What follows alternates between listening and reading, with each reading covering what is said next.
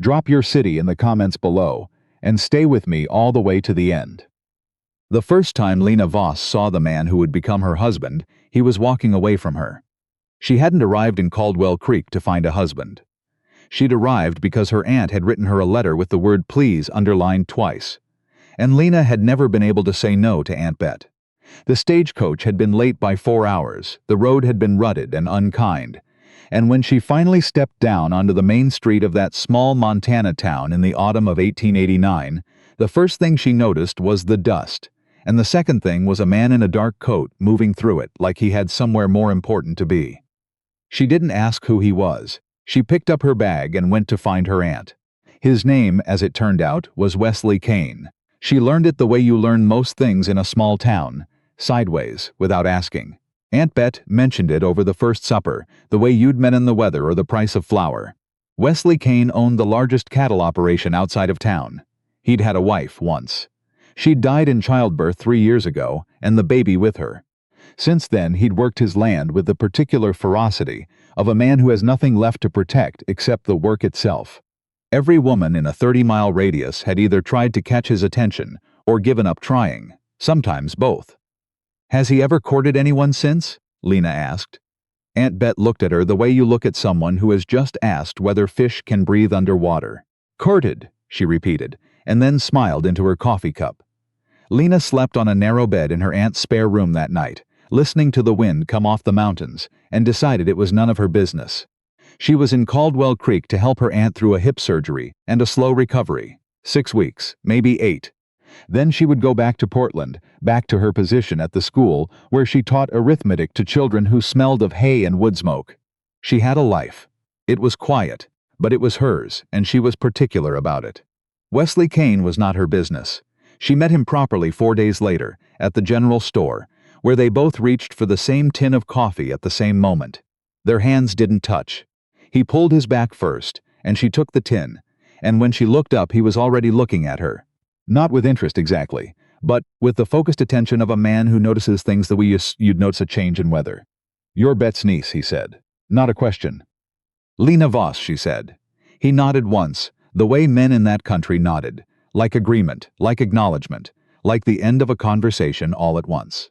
Then he picked up a different tin from a lower shelf and walked to the counter. She watched him go, and she thought, he is exhausted in a way that has nothing to do with sleep. She didn't know why she thought it. She filed it away and forgot about it, the way you do with thoughts that don't belong to you. Aunt Bet's recovery was slower than expected. The surgeon in Billings had warned her it might be, but Bet had waved her hand at him the way she waved at flies. And so Lena had not been fully prepared for how much help would actually be needed. She cooked and cleaned and helped her aunt bathe and read to her in the evenings from the 3 novels they'd already read twice. She walked to the store when things were needed. She learned the rhythms of Caldwell Creek the way you learn the rhythms of any small place, through repetition, through the faces that became familiar, through the names that kept appearing. Wesley Kane's name appeared often. He was not popular in the way that charming men are popular. He was respected, which is different. Men spoke his name when they were talking about someone who kept his word. Women said it with a particular complicated tone, like they admired something about him and resented something else about it in equal measure. The schoolteacher, a bright-eyed young woman named Harriet. No, wait, she was in the other file. Lena remembered nothing about her. A woman named Lena Voss told Lena over fence post conversation one Thursday that Wesley Kane had turned away 4 women in the last 2 years. 4 women who had, by all accounts, been perfectly suitable, pretty, capable, well-mannered. One had come all the way from Denver on someone's recommendation. "What happened?" Lena asked. Dinah shrugged. He said no, just like that, like it wasn't even a difficult decision. Lena thought about the face she'd seen in the general store, the focused, careful attention, the exhaustion underneath it. "Maybe it wasn't," she said. Dinah looked at her strangely. "You're a peculiar woman, you know that." Lena smiled. She'd been told that before. It was the 3rd week of October when the situation with the fence happened. One of Wesley Kane's fence lines ran along the edge of the property that bordered the road. Lena walked each morning when she went to fetch water from the well closer to town. Bettit's well had gone brackish in September. One more thing on the list of things that needed attending to. She'd noticed the fence posts were rotting for days. Soft wood, badly set, the wire sagging. She noticed things like that. It was a habit from a childhood spent on her father's farm in Oregon before they'd moved to the city, and habits like that don't leave you. On a Tuesday morning, she was passing by and one of the posts gave way entirely, the wire dragging down into the mud. 3 cattle were already eyeing the gap with the thoughtful expression that cattle adopt when they're about to do something inconvenient. She didn't have wire. She didn't have tools. What she had was a length of rope she'd looped over her shoulder to tie up some of Beted's climbing roses, which had been threatening the side of the house. She used it to close the gap, tying it to the surviving posts with knots her father had taught her, the kind that hold under pressure. It wasn't a permanent solution. It wasn't meant to be. She finished the job and walked on. She didn't mention it to anyone. 2 days later, she was at the gap again. The rope had held, but it needed tightening. When she heard a horse behind her, she turned. Wesley Kane sat in the saddle looking at the rope arrangement with an expression she couldn't quite read. "That was you," he said. "The cattle were about to get out," she said. He looked at the knots. Then he looked at her. "Those are not the knots of a city woman. I grew up on a farm." He swung down from the horse, which was a large gray animal with the calm eyes of something that has seen too much to be surprised anymore. He crouched beside the post and examined the rope without touching it. "Good knots," he said finally. Not like a compliment, more like a fact he was logging somewhere in his mind. "My father," she said. "He was particular about knots." Wesley Kane stood up. He was taller than she'd registered in the store, or maybe it was just that there was less between them here. No counter, no other people, just the cold October air and the sound of the cattle shifting in the mud. "I'll get the post replaced today," he said. "All right," she said. She gathered her rope and walked on. She didn't look back, not because she was performing indifference, but because she genuinely had somewhere to be. Bet needed her breakfast, and the biscuits would go tough if she left them too long. He came to the house 3 days later. She answered the door because Bet couldn't manage the stairs quickly, and stood in the doorframe looking at Wesley Kane standing on the porch with his hat in his hands. He'd brought a side of beef, wrapped in paper, which he held out to her with the directness of a man who has thought about how to do this, and decided the simplest way was the best way. "For the fence," he said, "and the inconvenience of your rope." "You didn't need to," she said, because she meant it. She took the package because it would have been rude not to. "I know," he said. There was a pause. He didn't seem uncomfortable with it. She wasn't either, particularly. She'd always been able to sit with silence the way other people sit with music, not needing to fill it, just letting it be whatever it was. "Your aunt is recovering," he asked. Slowly. "She's determined to be frustrating about it." Something happened at the corner of his mouth. Not quite a smile.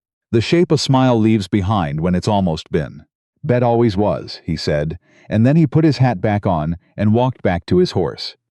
Lena went inside and put the beef in the cold box and made breakfast, and when she told Bet who had come, her aunt went very quiet and then very carefully said nothing at all, which was more interesting than anything she could have said out loud.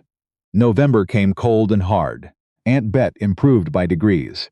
She could manage the stairs now, could sit at the table for meals, could be cantankerous about her own recovery, in ways that were exhausting and quietly reassuring at the same time. Lena's 6 weeks had stretched into 10, and she'd written to the school in Portland explaining the delay, and her life there, her small apartment, her classroom, the students with their hay smell and their slow arithmetic, had begun to feel less like something she was returning to, and more like something she was waiting to remember why she'd wanted. She saw Wesley Kane 3 more times in November. Once at the store again. Once at the church social, where she went because Bet asked her and where she spent most of the evening helping Lena Voss organize the pie table, which was a more complicated operation than anyone had warned her. And once on the road when he passed her on his gray horse and slowed to a stop and asked, with the same directness, the same absence of preamble, whether Bet had what she needed for the winter. "I think so," Lena said. "I've been stacking wood." He looked at her steadily. "The pile on the north side won't last past January." She thought about the pile. He was probably right. "I'll get more cut," she said. "I'll send someone," he said. "You don't." "Bet's been a neighbor for 20 years, he said, which was not an argument, but somehow settled the matter. She watched him right away. He is a man, she thought, who expresses care through logistics. She recognized it because she was, to some degree, the same kind of person. She found it easier to chop wood for someone than to say she was worried about them. Easier to fix a fence than to explain why the broken one bothered her. She didn't know if she liked him. She wasn't sure like was the right category. It was Lena Voss who told her about Margaret. Not the Margaret in the list of names, someone else entirely. Margaret had been Wesley Kane's wife. She had been, by Dinah's account, a gentle and steady woman who had wanted to be a mother with every part of herself. She'd carried the baby full term.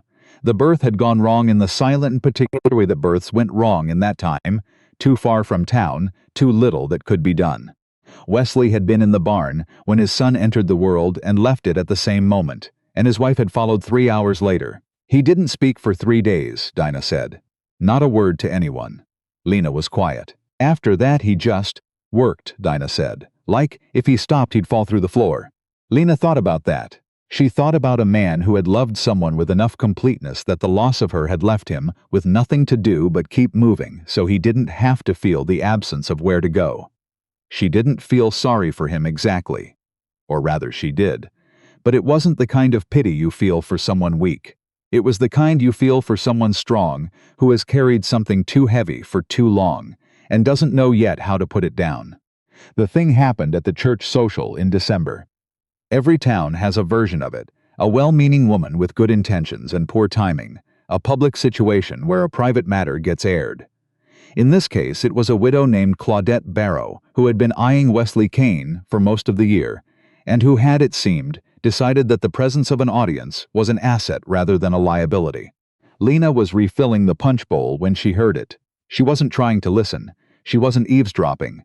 Sound simply travels in church halls. I've heard, Claudette Barrow was saying, in the bright, carrying voice of a woman who has decided on something, that you've been spending time with Bet Monroe's niece. Lena went still. I've been helping Bet, Wesley Kane said. His voice was flat, and even the way water is flat, and even when there's no wind. That's different, is it? Claudette said, and there was a smile in her voice. Yes, he said. No elaboration, no politeness. Just the word like a door closing. There was a pause that Lena recognized as the kind where some deciding whether to push or retreat. She focused on the punch bowl. She'll leave, Claudette said.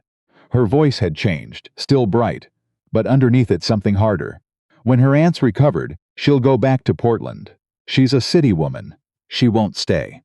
Lena didn't hear his response, if there was one.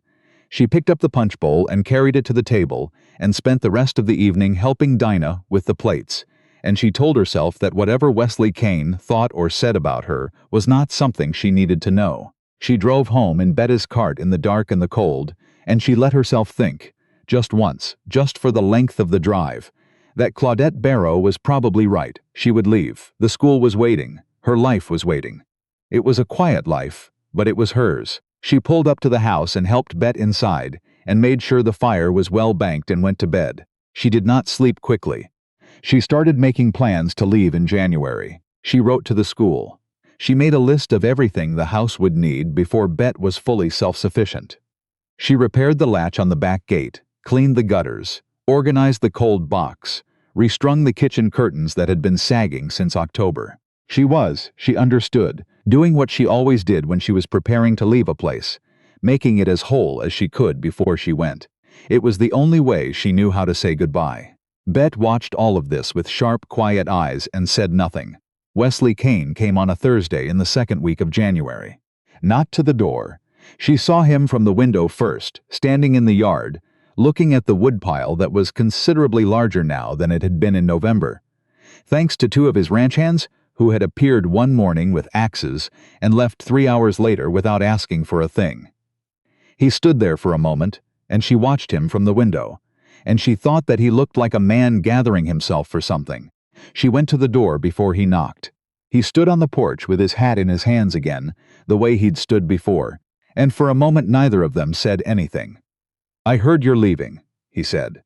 End of the month, she said. He looked at her.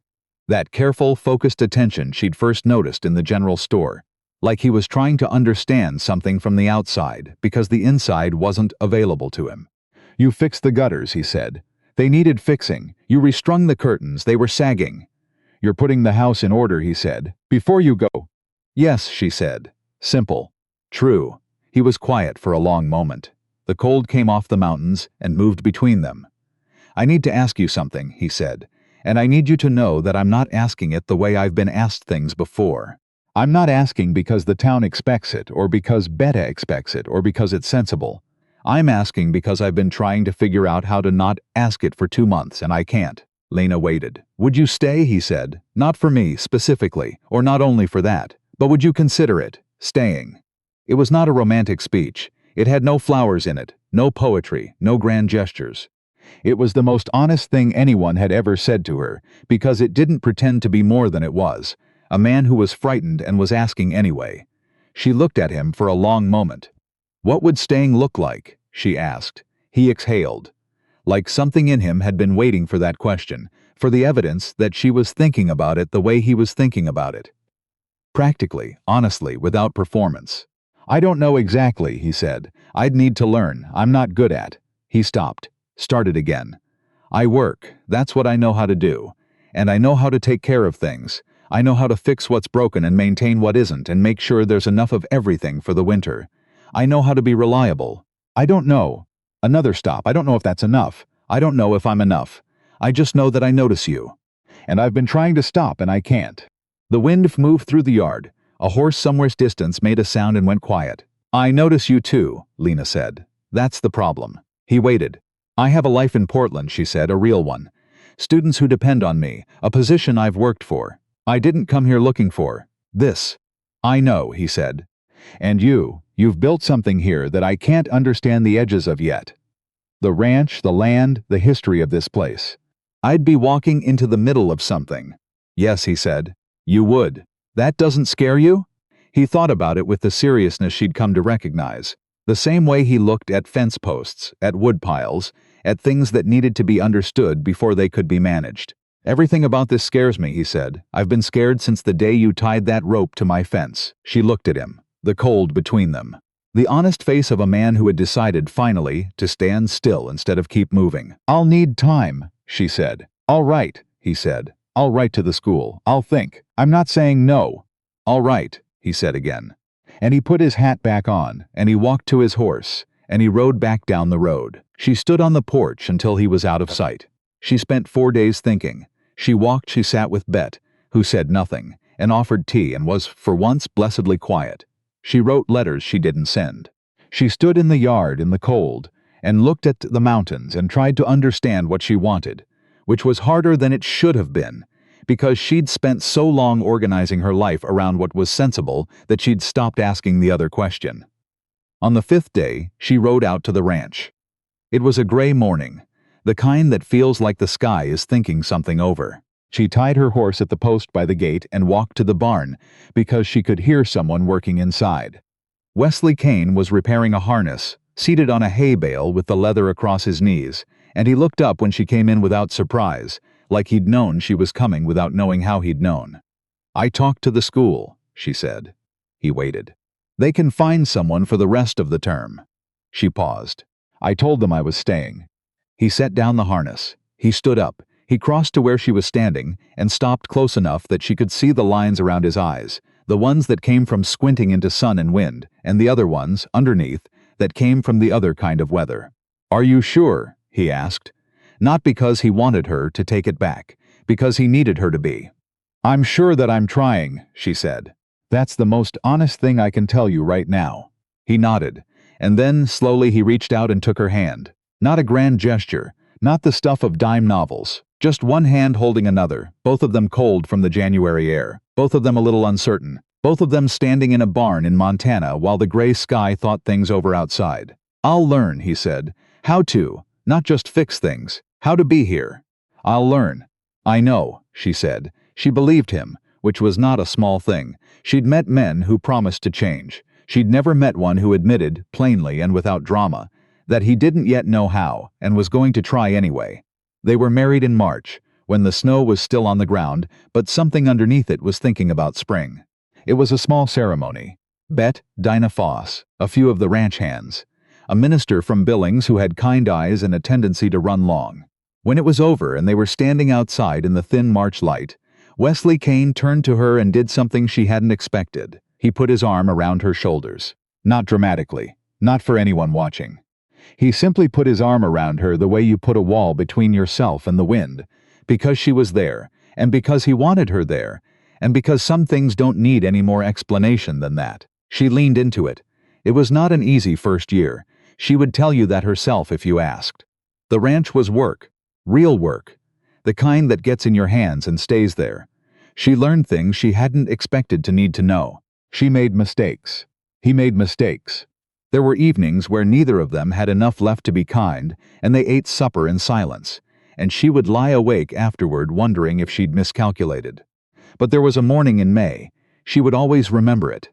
When she was in the kitchen garden, she'd started to the west of the house, on her knees in the dirt with both hands in the soil, planting the bean seeds she'd sent away for her from a catalog, and she looked up and Wesley Kane was watching her from the fence. Not saying anything, just watching her the way you watch something that matters to you.